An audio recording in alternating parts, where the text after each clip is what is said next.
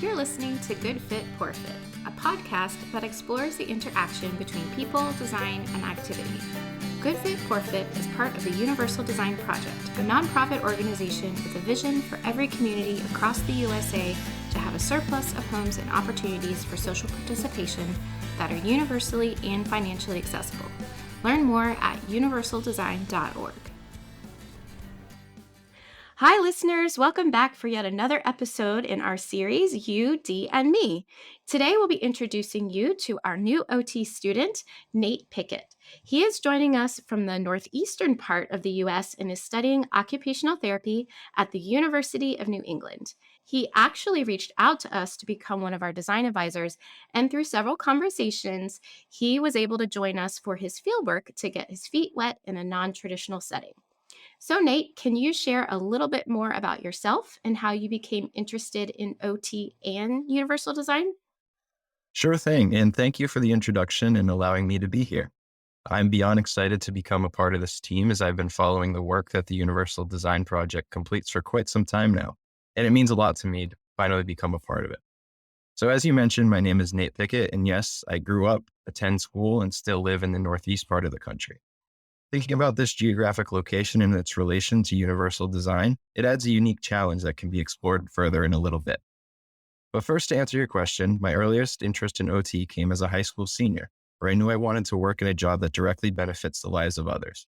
My initial thoughts naturally led me to the healthcare field because it was pretty obvious how that work can benefit others. However, I didn't know exactly where I fit because none really stuck out to me until I heard about OT from colleagues.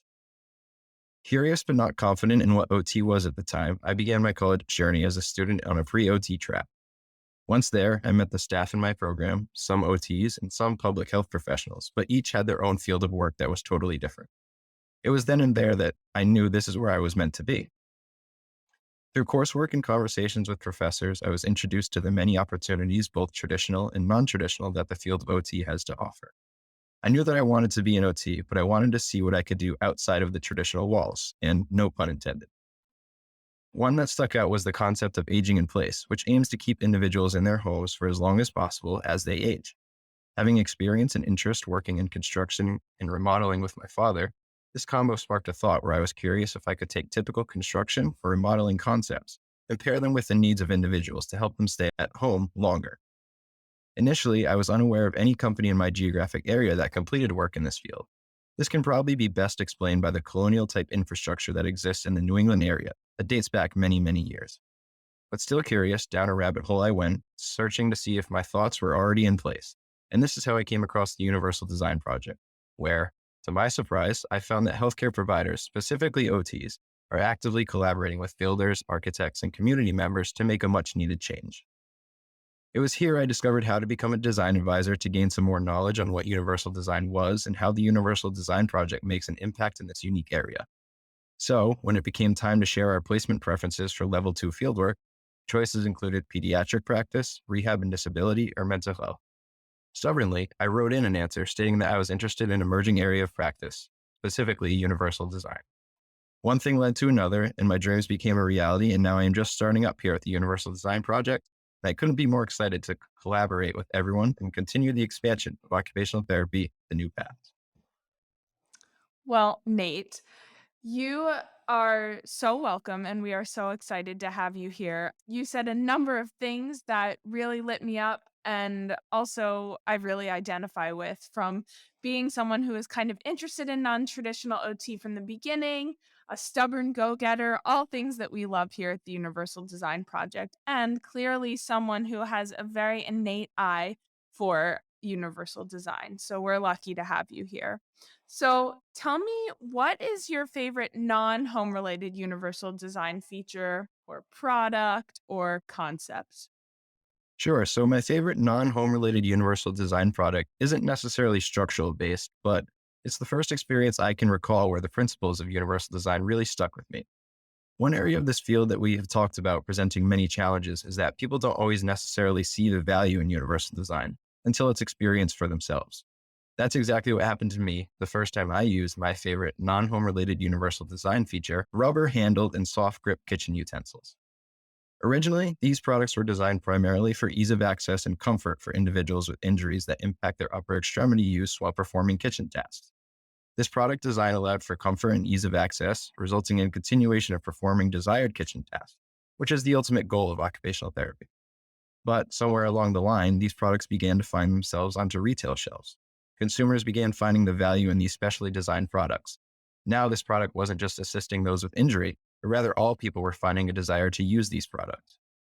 As an ice cream fanatic, I found myself out and about wandering through the ice cream section of my local supermarket. That is where I found an ice cream scoop that I had never seen before, one with a rubber handle and a comfort grip. When I picked it up, I knew I had to buy it. Immediately thought, why use a solid metal scoop with my frozen ice cream when I can find comfort in preparing my treat with a cushioned scoop? When I later found out about what rubber handled and comfort grip utensils were used for, it all clicked. Universal design isn't designing products for a specific need. Rather, anyone and everyone can find function in products that are built to be universally designed. Nate, you are right on target. What a wonderful example of UD, as it is seen in a common product many of us have seen before. And if you haven't, check out OXO Good Grips, that's OXO for OXO, and get your hands on some of these tools. We actually have many of these cooking tools with built up handles in our kitchen too. They are great for Scott, who doesn't have any grip in his hands, and my toddler, who is still figuring out how to manipulate tools to stir. Plus, the ergonomics of these products is really comfortable in my hand too.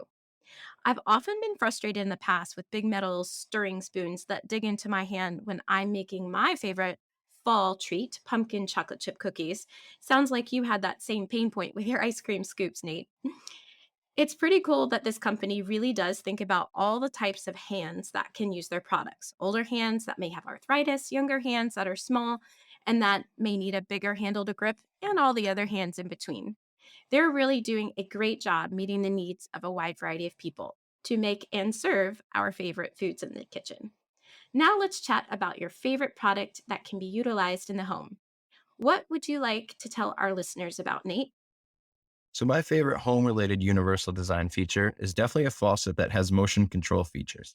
I have many reasons for this, but none more important than the ease of access that these features create.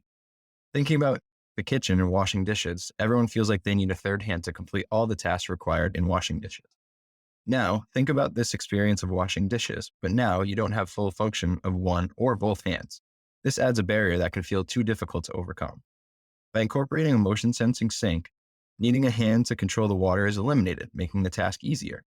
Full attention of hands can now be focused on the task of washing dishes. Instead, users need to just wipe their hand past the motion sensor and the sink will turn on to a preset water pressure and temperature to wash dishes. Furthermore, a motion sensing sink can eliminate the mess that dishwashing can create. Think about washing dishes. Your hands are soapy, soaking wet, and probably dirty. With a traditional sink, you have to use a hand to turn on the water and off, creating a mess of soap and water around the faucet head. So you better not keep anything important, any papers or bills near the sink, because they might not make it through. Lastly, if there is anything that the last 3 years have taught us, hand hygiene is of great importance. Thinking even beyond the walls of your own home, nobody wants to shut off the dirty sink with their freshly washed hands. A motion-activated sink eliminates the need to touch the faucet after your hands are washed. Hands can remain happy and healthy, and we can each do our part in eliminating the spread of germs. Overall, universal design helps as many people as possible access the world in the easiest way possible. While sometimes a difficult concept to grasp, universal design truly means what it says, designed for everyone, no matter what. With that in mind, I bet you've encountered some universal design features in your own life. Therefore, I would challenge all listeners to identify maybe one or two things in your life that can fit the concept of universal design. Well, geez, Nate. Like I said, you are a natural, and I feel like we should just leave the podcast at that. Though I will just take 1 second to say I love that as a universal design feature in a home because of all the reasons that you outlined, from germs to making a mess with all the water when you're cleaning up.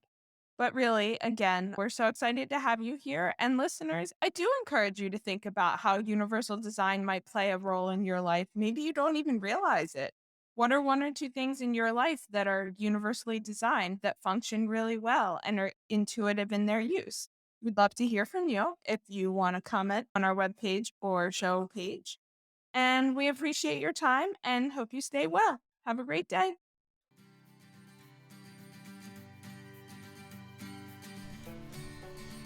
Thanks for listening to Good Fit, Poor Fit. I'm your host, Sarah Pruitt, Program Director and Occupational Therapist at the Universal Design Project. Learn more about our work at universaldesign.org and find more episodes and links to subscribe at goodfitpoorfit.com. If you have questions or topics you'd like to discuss, email us at podcast@universaldesign.org. Thanks for fitting us into your day.